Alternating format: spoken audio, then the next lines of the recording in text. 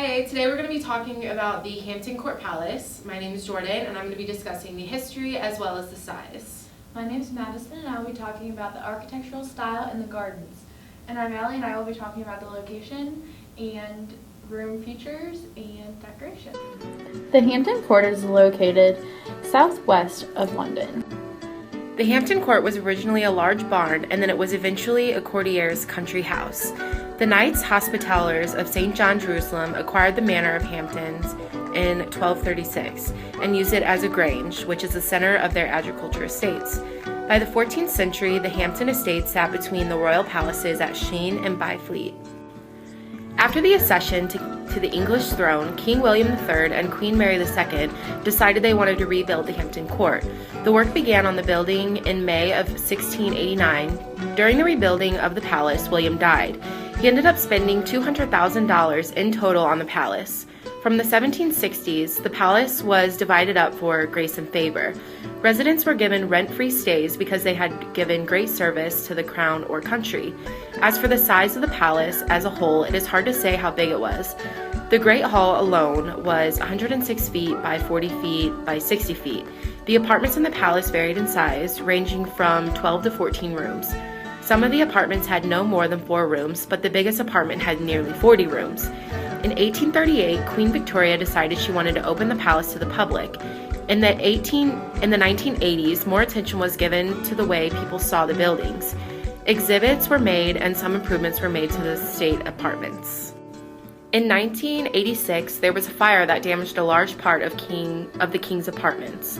The damage took 6 years to fix. The apartments were fixed in 1995. In 2007, they opened the Clore Education Center outside the palace.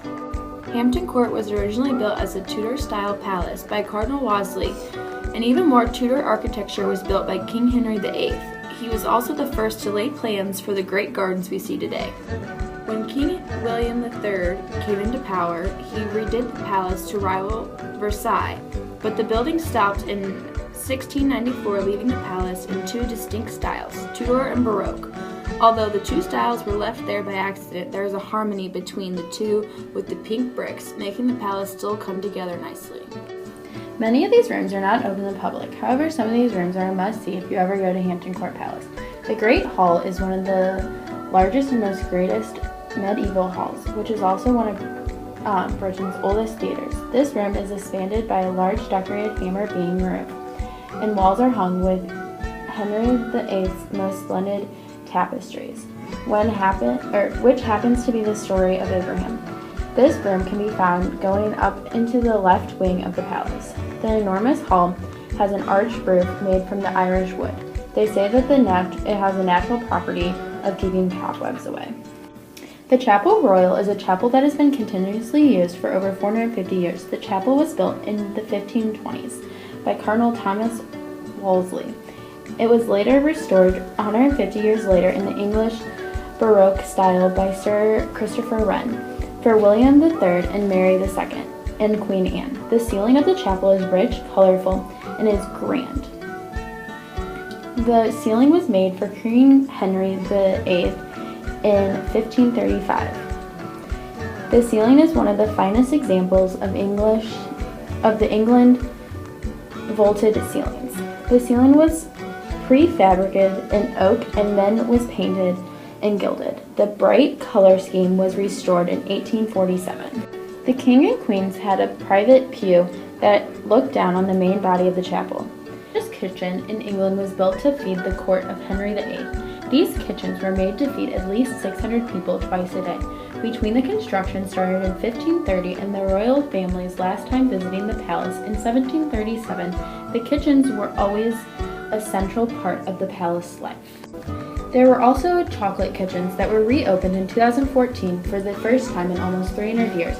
It is the only royal chocolate kitchen in Britain. The kitchen is a part of the Baroque building at the Hampton Court Palace. The kitchen was built for William and Mary around 1689. In the chocolate room, some of the historic plasters were falling off the walls.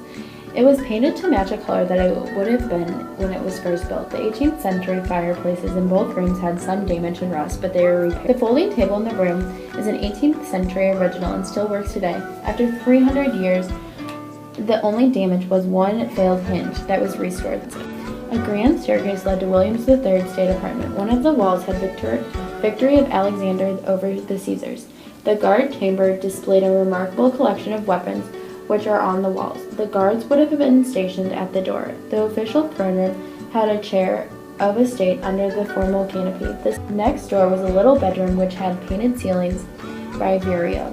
The theme of the ceiling was bedtime theme, which had Mars, of the god of war, lying snoozing in the arms of Venus, the goddess of love. Downstairs, the rooms were more human-scaled.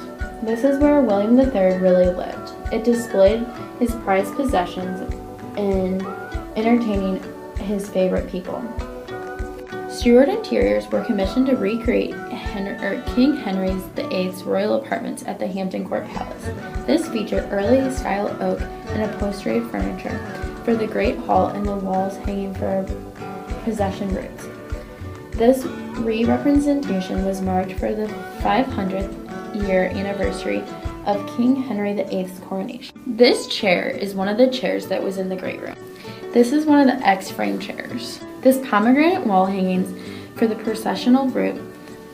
Features of the garden include garden walls, canals. It contains a vegetable and fruit garden, island pavilions, Gothic tower in the center of the maze, waterfall and woodland walks, wisteria tunnels. Trees located in the east front are up to 300 years old, with the younger trees being 150 years old. These gardens are 66 acres and the estate totals 350 acres. Henry had large statues of exotic creatures and large plots of grass, which at the time was considered a major source of wealth. Growing grass instead of productive crops meant land, money, and time were no object. Most people were busy trying to grow food to sustain themselves. Today, the gardens are redone and have different sections around the acres. The grapevine, which was planted in 1768 by a celebrated gardener, Capillity Brown, the magnificent grapevine still produces a yearly crop of black sweet grapes that are sold in the palace shops in early September. The private garden was inspired by the recreation of William III's private garden. Based on the design of 1702, the stunning symmetrical patterns incorporates the original varieties of plants and marble sculptures. Today we talked about the gardens and the architectural style of the Hampton Court Palace. We also talked about the size and history. And lastly, we talked about the location and room decorations and features. Thank you.